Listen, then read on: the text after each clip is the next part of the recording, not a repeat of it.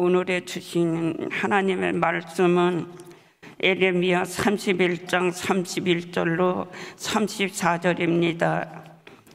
여호와의 말씀이니라. 보라, 날이 이르리니 내가 이스라엘 집과 유다 집에 새 언약을 맺으리라. 이 언약은 내가 그들의 조상들의 손을 잡고 애굽 땅에서 인도하여 낳은 날에 맺은 것과 같지 아니할 것은 내가 그들의 남편이 되어도 그들이 내 언약을 깨뜨렸음이라. 여호와의 말씀이니라.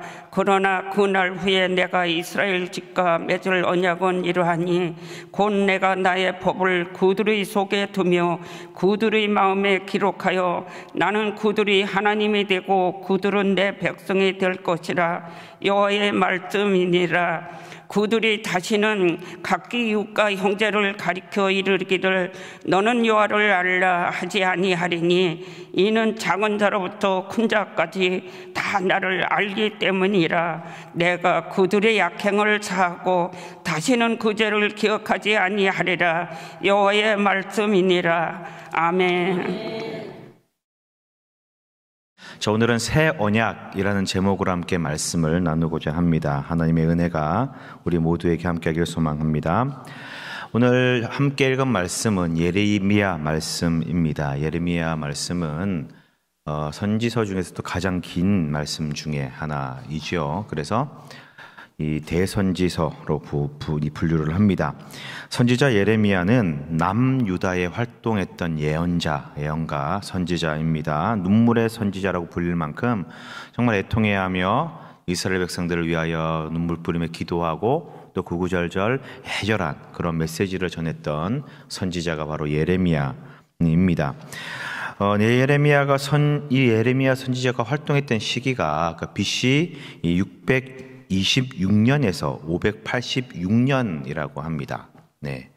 그러니까 남유다가 586년에 멸망했으니까 이제 유다가 멸망하기 직전에 가장 힘들고 어려웠던 고난의 때에 활동했던 대표적인 선지자라고 할 수 있을 것입니다. 그래서 그런지 예레미야의 내용을 쭉 훑어보고 살펴보면은 주로 애통해하는 마음과 간절함과 절절함이 흐르는 이 모습을 볼 수가 있습니다. 주로 회개, 회복, 돌아올 것을 강조하고 있습니다. 하나님을 버린 유다 백성, 이 백성들을 향하여서 하나님께만 돌아올 수 있다면 하나님께만 돌아와야 우리가 구원받을 수 있다라고 그렇게 외쳤던 선지자가 이 예레미야였고, 그러나 끝내 돌아오지 않는, 돌이키지 않는 백성들을 보면서 눈물 지으며 한탄했던 선지자입니다. 그래서 예레미야 다음에 예레미야 애가가 나오잖아요. 탄식의 그런 노래입니다. 총 52장으로 구성되어 있습니다. 아주 길죠. 52장으로 구성되어 있는 예레미야는 많은 부분을 심판과 멸망으로 이제 구성되어 있어요. 거의 대부분이 그렇게 가득 차 있습니다. 그런데 그 중에서 유일하게 희망, 소망을 말하고 있는 구절이 나오는데, 그게 이 30장부터 33장의 딱 4장만 딱 유일하게 희망에 대해서 이야기를 하고 있습니다. 네. 1장부터 시작된 백성들의 패역함과 부도덕함과 더러움과, 그리고 이 당시 백성들과 지도자를 향한 신랄한 비판은 끝까지 쭉 이어지고, 마지막 이 52장은 결국에는 멸망당하는 이 남유다 현실을 아주 적나라하게 그렇게 표현을 하고 있지요. 그 중에 30장부터 33장만이 유일하게 이 이스라엘 백성들을 향한 기대와 희망의 메시지를 전하고 있는데, 이것조차도 또 엄밀히 또 따져보면은 그렇게 희망만 있는 게 아니라 결국에는 망할 것이고 멸망한 이후에 너희들이 희망을 가질 수 있다라고 하는 그런 메시지이거든요. 어쨌든 이 총 긴 52장 중에 한 넉 장 정도만 희망의 메시지라는 의미에서 오늘 읽은 본문, 우리가 보는 이 본문이 굉장히 중요하다라는 것을 알 수가 있죠. 그 중에서도 이제 새 언약을 이야기를 하고 있는 31장의 말씀이 핵심적인 내용이기도 합니다. 즉 하나님께서 다윗의 가문을 새롭게 세우시고 새로운 언약을 이제 맺으시고 일으킬 것인데 이전과는 전혀 새로운 일들을 행하실 것이다 라는 말씀을 하고 있는 겁니다.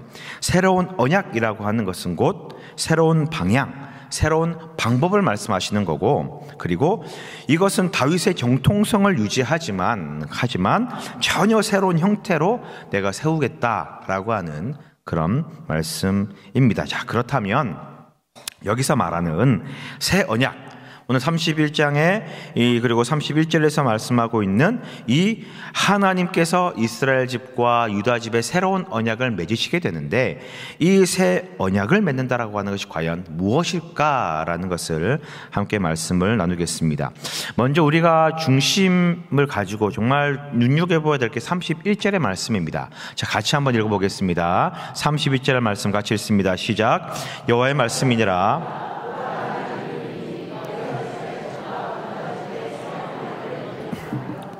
자, 여호와의 말씀이니라. 보라, 날이 이르리니 내가 이스라엘 집과 유다 집에 새 언약을 맺으리라. 자, 여기서 재미난 표현이 나오는데요. 그것은 새 언약을 맺는데 그 대상이 누구냐?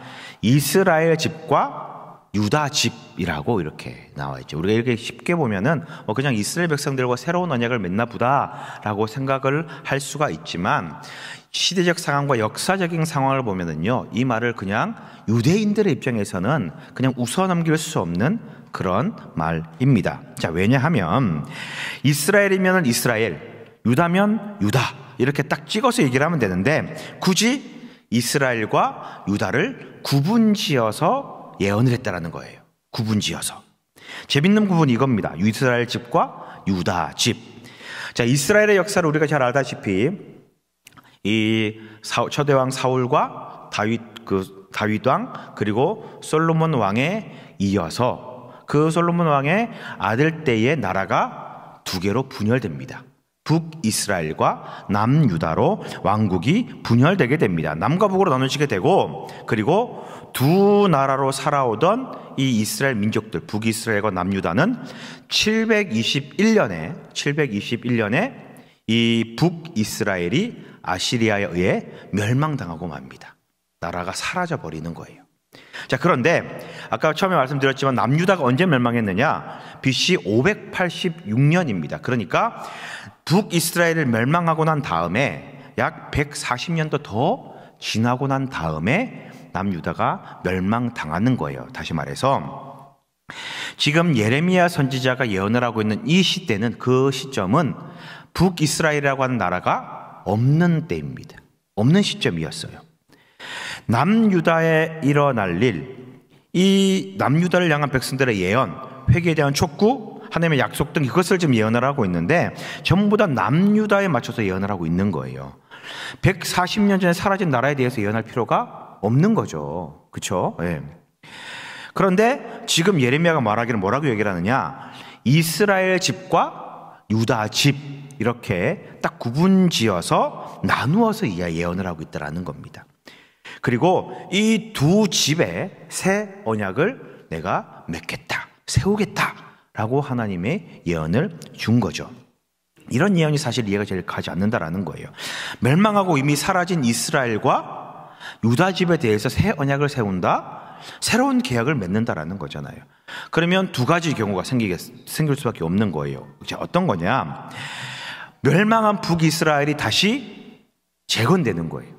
회복돼서 하나님께서 북이스라엘과도 계약을 맺고 또 지금 있는 남유다와 계약을 맺는 이 한 가지 경우가 있을 수가 있고, 아니면 북이스라엘에 남아있는 세력들과 남유다가 합쳐져 가지고 전혀 새로운 나라가 만들어져서 그 새로운 나라와 하나님이 언약을 맺는다라고 하는 두 가지 경우밖에 없는 거예요. 하나님께서 이 예언을 통하여서 이 예언이 성취가 되려면 이스라엘 집과 유다의 집이, 이 두 집과 하나님께서 언약을 맺으시는데, 이 언약을 이 말씀대로 이스라엘 집과 유다의 집과 언약을 맺으시려면 멸망했던 북이스라엘의 이스라엘의 집이 새롭게 다시 생겨나거나 재건되거나, 아니면은 합쳐져서 새로운 나라가, 이 이스라엘과 유다가 합쳐져서 새로운 나라가 탄생되거나, 이 경우밖에 없는 거예요. 네. 그러니까 결국은 이 두 가지 중에 한 가지는 분명히 일어날 것이다라고 하는 이 예언이 되는 거예요.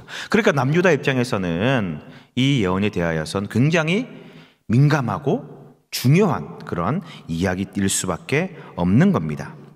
자, 근데 이 예언의 대상을 놓고 본다면 이 두 경우 중에 후자일 수밖에 없는 거죠. 왜냐?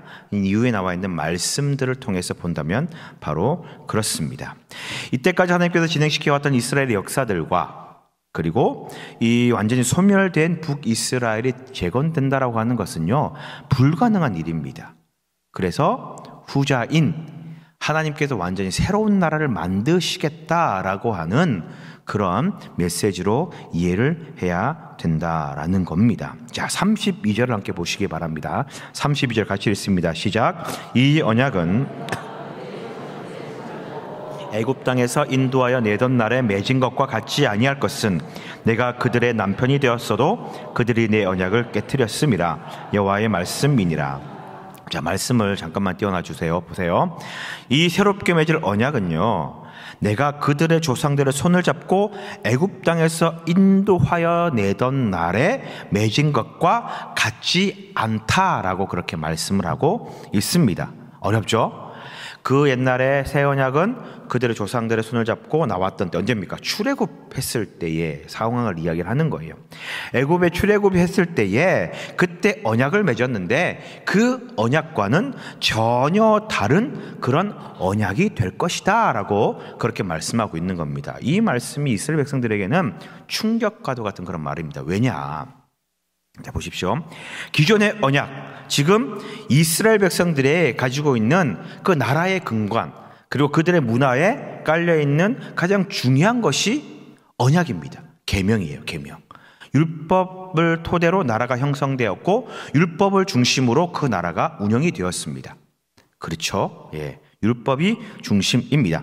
이스라엘의 초대 왕이었던 사울에서부터 다윗과 솔로몬에 이르기까지, 그리고 솔로몬 이후에 나라가 분열되어서 북이스라엘이든 남유다든 간에 어쨌든 간에 이 멸망당하기 직전까지 모든 이스라엘 모든 민족들은 이 율법의 테두리 안에서 벗어나지 않았습니다. 나라가 두 개로 나눠졌지만 그러나 이 하나님 주신 율법을 기초로 하여서 나라를 운영하였습니다. 그 율법의 기초가 그대로 나라를 운영하는 법이 되었다는 거예요. 쭉 살펴보시면 열왕기상, 열왕기하, 역대기상, 역대기하 이 쭉 역사서들을 쭉 살펴보면은 분열왕국 시대 역사를 쭉 살펴보면은 두 나라가 하나같이 기준이 되는 게 있어요. 그건 뭐냐? 하나님 보시기에 악하였더라. 이 왕은 선한 왕이다, 악한 왕이다를 기준할 때에 하나님 말씀대로 행하였으면 선한 왕이 되고 하나님 말씀대로 행하지 못하였으면 악한 왕이 되는 거예요. 그 말씀은 뭐예요? 그 나라를 운영하는 기준 자체가 하나님의 말씀, 즉 계명이었다는 것을 의미하는 거잖아요. 그러니까 북이스라엘이든 남유다든 간에 그 모든 이 나라의 통치하는 통치의 수단은 율법이었고 하나님의 말씀이 기준이었다라는 겁니다. 즉 과거의 옛 언약, 이제 지금 새 언약과 구분하는 겁니다. 과거에 있었던 모세의 율법, 그 새 언약으로 말미암아 북이스라엘 그리고 남유다가 지금까지 이어져 왔다라는 말인 거죠. 그런데 지금 말씀하시기를 지금까지 너희의 근본이 되고 나라의 기둥이 되고 뼈다가 되었던 그 옛 언약과 전혀 다른 새로운 언약을 내가 너희와 맺겠다라고 그렇게 이야기를 하고 있는 거예요. 예. 이 새 언약은 내가 그들의 조상들의 손을 잡고 애굽 땅에서 인도하던 내던 그 날에 맺은 것과 같지 않다. 즉 다른 언약이다라고 그렇게 말하고 있는 겁니다. 이 말은 무슨 말이에요? 너희들의 나라의 기초와 뿌리가 틀렸다, 잘못됐다. 다른 기초를 가지고 새로운 나라를 세울 것이다. 전혀 다른 형태의 나라와 이 언약을 맺겠다라고 그렇게 말씀하시는 거예요. 그러니까 이스라엘을 새롭게 재건해가지고 북이스라엘, 남유다 이것을 똑같이 예전처럼 그렇게 두 나라로 이 언약을 맺겠다는 그런 의미가 아닌 이스라엘과 유다가 하나가 되는 새로운 나라, 이때까지 본 적도 없고 느끼지도 못했고 알지도 못했던 새로운 하나님의 백성과 나라를 만들겠다라고 하는 하나님의 의지가, 하나님의 선포가 여기에 담겨 있는 겁니다. 네.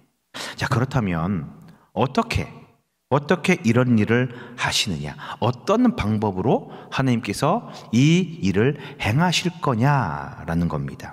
보시면 새 언약을 맺겠다라고 이렇게 말씀하고 있잖아요. 맺겠다. 여기서 맺겠다, 체결하겠다, 언약을 맺는다, 체결한다 라고 하는 이 히브리 단어가요, 카라트라고 하는 단어입니다. 카라트. 자, 우리 카라트 쉽게 설명하면 커트. 커트가 뭡니까? 우리 권사님들 머리 이렇게 이쁘게 자르셨는데 미용실 가면은 뭐 하시죠? 커트 채잘라 그러잖아요. 그 무슨 말이에요? 머리 잘라달라. 네. 이 카라트라고 하는 말이요, 자르다라는 뜻이에요. 절단하다, 자르다. 그 말이 의미가 이 카라트라는 겁니다. 커트 친다, 잘라낸다, 베어버린다 라고 하는 그 말이거든요.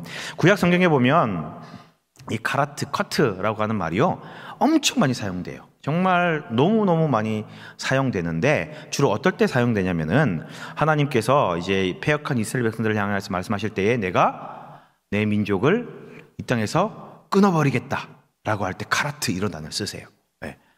이 뭐 은혜를 끊어버리겠다, 내 민족을 끊어버리겠다, 자손을 끊어버리겠다, 단절시켜버리겠다, 죄를 지으면 너희 가문을 끊어버리겠다, 요럴 때 이 카라트라고 하는 단어를 쓰거든요. 또 어떨 때 쓰냐면요, 아브라함과 언약을 맺을 때 할례를 명령하시잖아요. 할례 때 이 그 표피를 벗기라라고 할 때 잘라내다라고 하는 이 카라트라고 하는 단어를 쓰는 거예요. 네. 그러니까 결국은 이 단어라고 하는 것은, 이 카라트라고 하는 단어는 이 맺다라고 쓰여져 있는 지금의 이 언약을 맺다라고 하는 이 카라트라고 하는 단어는 원래 의미가 잘라내다, 끊어내다, 절단하다, 그런 의미가 있는 거예요. 자, 그런데 이 카라트라고 하는 단어가 오늘 본문에는 어떤 의미로요? 언약을 맺다, 언약을 체결하다라고 하는 그 단어로 쓰인 거예요. 원래 해석대로라면은 언약을 잘라내다, 언약을 끊어버리다, 이런 의미가 되어야 되잖아요. 그런데 언약을 맺다라고 하는 좀 전혀 다른 의미의 이 표현으로 지금 사용되고 있습니다. 자, 그런데 이것이 중요한 의미를 내포하고 있는 것이, 원래 히브리어, 헬라어, 원어 같은 경우에는 그 내면에 품고 있는 그 의미를 통하여서 하나님의 뜻을 알 수가 있는 거예요. 하나님의 언어이기 때문에 그렇잖아요. 특히 예언자의 입장에서는 한마디 한마디가 하나님의 말씀을 대언하기 때문에 그 단어 하나하나 선택이 굉장히 중요한데, 그런데 지금 이 남유다의 패역한 세대를 향하여서 예언하는 그 단어 중에 카라트, 끊어내겠다, 잘라내겠다라고 하는 그 단어를 언약을 맺겠다라고 하는 표현으로 사용하고 있다라는 겁니다. 자, 이 말씀이 왜 중요하냐? 이 신중한 단어를 사용해야 되는데 왜 이 단어가 의미가 있느냐면요, 옛날에 고대 이스라엘, 고대 이 팔레스타인 중동 지역에서 언약을 맺을 때에 이 카라트라고 하는 단어를 썼습니다. 무슨 말이냐면, 예전에는 이 단어를 언약을 맺다라고 하는 단어를 썼지만 지금 나라가 분열되어 있는 이 이스라엘 백성들이 살고 있는 그 시점에서는 이 단어를 쓰지 않는다라는 거예요.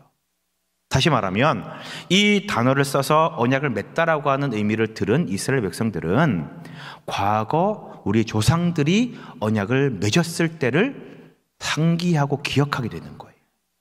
그 과거의 일을 회상하게 하는 그런 단어인 겁니다. 그게 무엇이냐면요, 그게 뭐냐면 하나님과 아브라함이 언약을 맺었을 때의 일입니다. 자, 제가 지난 설교 때 하나님께서 아브라함과 4번 언약을 맺었다라고 말씀을 드렸습니다. 창세기에 총 7번의 언약이 나오는데 그중 아브라함과 4번의 언약을 맺었다고 말씀을 드렸어요. 첫 번째 언약은 창세기 12장에 하나님께서 아브라함을 부르실 때에 복의 근원이 되게 만들어주겠다라고 하는 언약이 첫 번째 언약이었고, 두 번째는 조카 롯과 이제 결발하고 난 다음에 하나님께서 높은 곳에 데리고 올라가서 복 있는 모든 땅을 다 너에게 주겠다라고 하는 것이 두 번째 언약이었고, 세 번째는 갑자기 거의 아브라함이 몇 세인가요? 83세였던가요? 그때 갑자기 환상 중에 나타나서 환상 중에 이제 하나님께서 언약을 맺으면서 자손을 주겠다라고 하는 언약을 맺었고, 네 번째 언약이 이 그로부터 13년 뒤에 하나님께 다시 자녀를 주겠다라고 말씀하시면서 이름을 바꾸죠. 아브라함에서 아브라함으로 이름을 바꿔주시고 또 할례를 명하시는 그 네 가지 언약, 네 번의 언약을 맺으셨는데, 그런데 본격적인 어떤 행동, 어떤 행위가 들어가는 언약은 세 번째 언약부터였다고 말씀을 드렸습니다. 다 기억하시죠?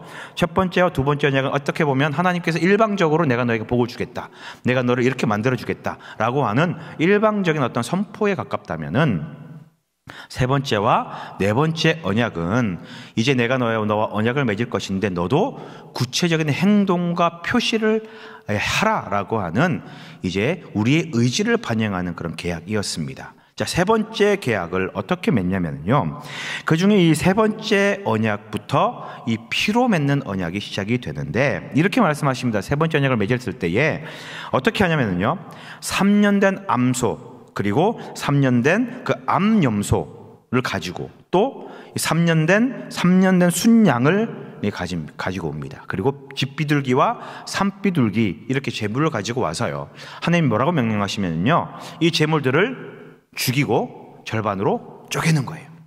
절반으로 쪼개서 서로 마주보게 놓고 그리고 그 사이로 지나가는 언약을 맺는 겁니다. 아브라함에게 제물을 둘로 갈라가지고 쪼개어서 서로 맞대어라. 그러나 이 새는 너무 작으니까 그렇게 하지 말고, 쪼개지 말고 새는 각각 이렇게 맞대어 놓고, 이제 그 언약을 맺으실 때에 그 사이로 지나가는 그 장면을 볼 수가 있습니다. 하나님이 횃불로 역사하셔서 횃불이 그 어둠 가운데 밤에 지나가는 그 언약을 맺으시는 거예요. 제물을 죽이는 것, 피의 언약이라고 이야기를 합니다. 그리고 제물을 쪼개어서 서로 간에 피의 언약을 맺는데, 이 피의 언약을 마지막으로 말미암아 이 사이를 지나가는 두 대상자는 끊어질 수 없는 언약을 맺는 것이고, 한쪽이 배반하면 이 제물처럼 쪼개어서 죽어질 것이다 라고 하는 그런 의미가 있는 거예요. 예. 그런데 이 계약 때 계약을 맺다, 언약을 맺다라고 할 때에 쓰여진 단어가 바로 카라트예요. 네.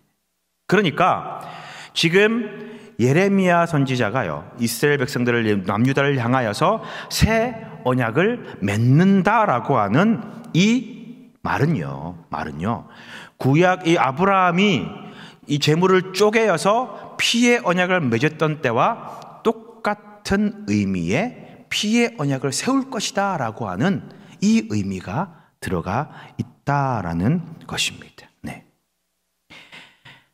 하나님께서 제물을 쪼개어 서로 그 사이를 지나가는 피의 언약을 다시 맺겠다. 왜냐하면 그 시대 이후부터 이렇게 이 제물을 둘로 쪼개서 그 사이를 지나가는 그 언약을 이스라엘 백성들은 시행하지 않았거든요. 그리고 그 단어 자체도, 언약을 맺다라고 하는 단어 자체도 다른 단어를 사용했었거든요. 그러니까 결국은 하나님께서 지금 아주 신중하게 이 선지자를 입을 통하여서 말씀하시는 이 언약을 맺는 것은 과거 아브라함이 나와 맺었던 피의 언약, 생명의 언약을 새롭게 내가 너희들과 맺겠다라고 지금 말씀하고 있는 겁니다. 자, 그러면 이 언약을 맺을 때, 피의 언약을 맺을 때 가장 중요한 게 두 가지가 있어야 돼요. 하나는 언약을 맺는 대상자, 각자 당사자가 있어야 되겠죠. 한쪽은 하나님이고 한쪽은 이스라엘 집, 유다 집입니다. 그렇죠? 그럼 또 뭐가 있어야 됩니까? 피의 언약을 해야 되니까 뭐가 있어야 돼요? 제물이 있어야 되잖아요. 그죠? 제물을 쪼개서 서로 맞대어야 되니까. 근데 지금 보면은요, 없어요. 지금 말씀하시는 지금 언약의 대상, 새 언약을 맺겠다라고 이야기를 하는데 이스라엘 집이 지금 없습니다. 멸망당하고 없어요. 유다의 집은 있어요. 그쵸? 이스라엘 집이 없습니다. 없는 상태고. 한 존재가 없죠. 대상자가 없어요. 그리고 또 뭐가 없습니까? 제물이 뭔지 말씀을 안 하시는 거예요. 뭐 순양을 잡아라, 순염소를 잡아라, 비둘기를 잡아라, 이런 제물에 대한 조건이 없습니다. 제물에 대해서 말씀도 하지 않으신다라는 거예요. 그러면 이 새롭게 맺는 언약은 어떻게 되느냐라는 거예요. 대상자가 없는데, 제물이 없는데 피의 언약을 맺겠다고 말씀하셨으면서 그 피를 흘릴 제물이 없는 거죠. 예. 우리가 읽지 않았지만 후반부를 쭉 읽어보면요, 이것이 금방 풀리게 됩니다. 이후 말씀에 보면은 남유다는요 멸망합니다. 멸망을 예언합니다. 예레미야 선지자가요. 37장부터는요 남유다가 멸망할 것이다를 예언해요. 네. 그리고 46장은 이 유다의 주변 지역, 주변에 있는 많은 지역들이, 열강들이 다 멸망할 것이다라고 또 예언을 해요. 그리고 실제로 52장에는 예루살렘이 멸망당하고 왕이 끌려가고 성전이 파괴되는 것을 아주 적나라하게, 눈이 뽑히고 자녀들이 끌려가고 성전이 회파되고, 이것들을 아주 적나라하게 사실적으로 묘사해 놓고 있습니다. 사실대로 일어났다라는 그 얘기죠. 역사적인 사실이라는 거죠. 결국 이스라엘이라는 나라는 북이스라엘과 남유다 모두 다 멸망해버리고 맙니다. 멸망해버리고 마는 거예요. 네. 그러나 이 멸망 이후에 예레미야가 예언했던 그 예언이 성취되기 시작합니다. 올해 포로 기간이 끝나고 난 다음에 이제 이스라엘 백성들이 귀환을 합니다. 포로에서 잡혀서 이제 귀환을 하게 됩니다. 3번에 걸쳐서 귀환을 하게 되는데 1차 귀환 때에 성전을 재건하게 되고요. 2차 개혁 때에 종교개혁을 일으키게 되고 3차 이 귀환 때에 성벽을 재건하는 이 일들을 벌이게 됩니다. 하나씩 이 새 언약을 하나님은 만들어가고 계신 것을 볼 수가 있습니다. 그리고 이때에 예언자들이 무엇을 이야기하냐면요, 너희들을 구원할 메시아를 내가 보내겠다라고 하는 메시아 사상이 이때 생겨나는 거예요.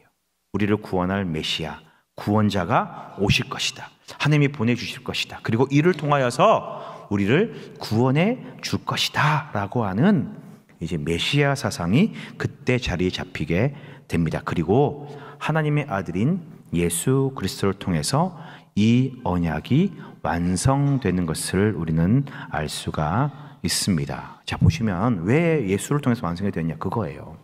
예수님께서 공생애를 사시는 동안에 계속해서 하나님 나라를 말씀하세요.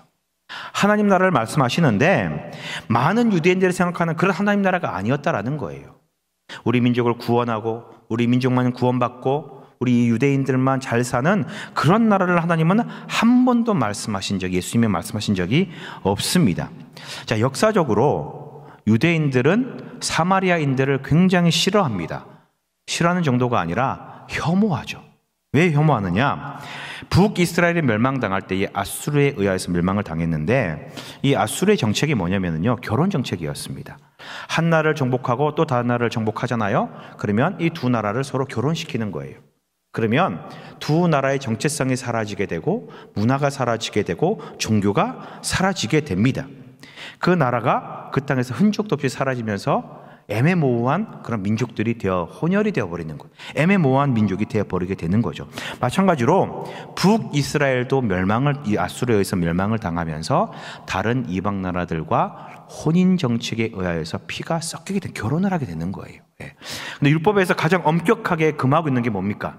이방인들과 결혼하지 말라는 거잖아요. 섞이지 말라는 것이 율법의 가장 중요한 핵심이지 않습니까? 너희는 구별받은 존재이기 때문에 이방인들과 관계하지 말고, 이방인들과 교제하지 말고 너희들끼리만 이렇게 선택받은 민족으로 살아가라 라고 하는 게 율법의 근간이거든요. 그러니까 이 섞이면 안 되는 이 민족들이 다른 민족과 피가 섞이고 혼합이 되어버리면 이제 전통성을 잃어버리게 되는 겁니다. 그래서 불결한 민족, 저 사마리아인들은, 북이스라엘 사람들은 불결한 존재, 더러운 민족이라고 칭하면서 북이스라엘 지역 사람들을 멸시하고 모멸 주고 혐오했다라는 거죠. 그뿐 아니라 이 바벨론에서 포로에서 돌아왔잖아요. 이 이스라엘 백성들이요, 유대 백성들 돌아왔을 때에 가장 많은 핍박을 주고 가장 어렵게 만들었던 존재들이 사마리아인들이었다고 합니다. 그래서 더더욱 싫어하게 되는 거죠. 그런데 유대인인 예수님께서 말씀하시는 나라는 뭡니까? 이 사마리아인도 도와줄 수 있는 나라, 사마리아인들도 함께 할 수 있는 나라, 포함시킬 수 있는 그런 나라잖아요. 예수님께서 행했던 공생의 많은 사건들과 이야기들과 예화들과 많은 것들을 돌아보면 그곳에 사마리아인들이 선하게 나오고 그들도 구원받을 존재이고 그들에게 복음을 전하는, 그들과 말도 하고 서로 교제하는 그런 장면을 볼 수가 있어요. 예수님께서 원하셨던 나라, 만들어갈 나라는 바로 유대인들이 생각했던 나라들과 전혀 새로운 나라였다라는 겁니다. 새로운 나라. 예레미야가 예언했던 이스라엘의 집과 유다의 집에 새 언약을 맺겠다, 새로운 나라를 세우겠다라는 것과 예수님의 이 행동과 이 방향은 서로 일치하는 거예요. 일치하는 것입니다. 자, 그리고 우리가 잘 알듯이 예수님께서 십자가의 죽으심으로 우리의 죄를 대신 짊어지신 대속물, 즉 피의 제물이 되셨습니다. 그리고 이 죽음으로 말미암아 우리에게 주어진 복된 소식이 뭡니까? 이 예수를 믿으면 모두가 구원을 받는다라는 거예요. 예. 이 죽음으로 말미암아 우리가 구원을 얻을 수 있다라는 것이 우리들에게 복음입니다. 이것이 바로 새로운 언약의 내용입니다. 제물을 죽이고 그리고 흘린 피로 맺는 그 피의 언약, 이 새 언약의 제물이 바로 예수님이 되시는 겁니다. 자, 설명이 장황했지만 결론을 지으면 이겁니다. 하나님께서 지금 말씀하시는 새 언약은 무엇이냐? 제물은 예수님인 거예요. 예수님, 하나님의 아들 예수님인 거예요. 언약의 대상자는 이스라엘의 집, 유다의 집, 그 모든 것들을 포함하는 모든 민족이 언약의 대상자가 되는 것이고, 그렇다면 그 언약의 내용이 무엇이냐? 33절에 이렇게 이야기를 하고 있습니다. 함께 보겠습니다. 시작. 그러나 그날 후에 내가 이스라엘의 집과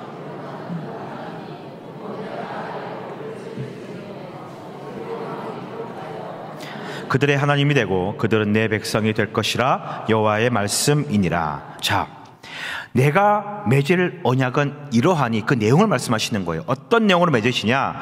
내가 나의 법을 그들의 어디에? 속에 두며 그들의 어디에? 마음에 기록하여 나는 그들의 하나님이 되고 그들은 내 백성이 될 것이다 라고 말씀하시는 겁니다. 자, 옛 언약, 지금 새 언약을 맺기 전에 옛 언약을 하나님이 주셨습니다. 모세를 통하여서. 그런데 어디에 주셨습니까? 모세가 시내산에 올라가 가지고 언약을 받아서 내려왔어요. 어디에 주셨습니까? 십계명 돌판에 주셨어요. 그죠? 돌판에 주셨습니다. 물론 그 돌판도 하나님이 이 모세가 열받아서 깨뜨려 버렸지만 어쨌든 어디에 기록하여 주셨냐면은 마음에 새긴 게 아니라 돌판에 새겨서 하나님의 계명을 주셨어요. 이것은 언약의 외적인 측면입니다. 그래서 많은 유대인들이 언약을 지키는 데만 급급한 거예요. 율법의 어떤 내면과 중심의 그 마음을 보는 것이 아니라 율법을 지키는 그 행위, 외형적인 행위에 집중하는 겁니다. 그런데 뭐라고 말씀하시느냐? 이제 그 기록을 어디에 하신다? 돌판이 아니라 너희의 마음에 기록한다라는 거예요. 마음에 새긴다라는 겁니다. 그들의 속에 두며 그들의 마음에 기록한다. 이건요, 내적 측면이에요. 내면입니다.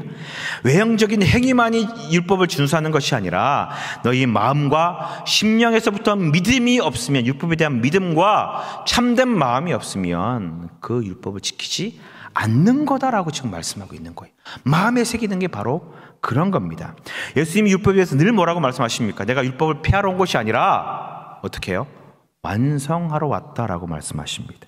즉 행위로만 점철되어 있고 지키기만 하면, 행동만 하면 된다라고 했던 이 유대인들을 향하여서 이제 율법을 믿는 것으로, 마음에 새기는 것으로 완성된다라는 거예요. 네. 대표적인 예가 뭡니까? 내 부모를 공경하라라고 이야기를 하면서 너희가 고르반 그러면서 부모를 공경하지 않는다라고 그렇게 이야기를 하잖아요. 고르반은 뭐냐면은요, 이 부모님께 드려야 될, 공양해야 될 그런 물질이나 어떤 여러 가지 재물들을 하나님께 드린 바 되었다라는 거예요. 하나님께 드렸으니까 아버지께 어머니께 내가 효도할 그런 내용이 없습니다라고 핑계 대는 거예요. 근데 그 내면의 마음에는 뭡니까? 재물이 아까운 거잖아요. 네. 이런 것처럼 그렇게 외형적인 부분을 치우쳐서 참된 마음 없이 이 율법을 지키는 것은 율법을 지키는 게 아니다라는, 믿음이 없는 거다라고 이야기를 하는 거예요. 예수를 믿음으로 율법이 완성되는 겁니다. 예수님을 통하여서 말씀하고 있는 그 구원의 도가 이제 믿음으로 말미암아 완성이 된다라고 그렇게 말하는 거예요.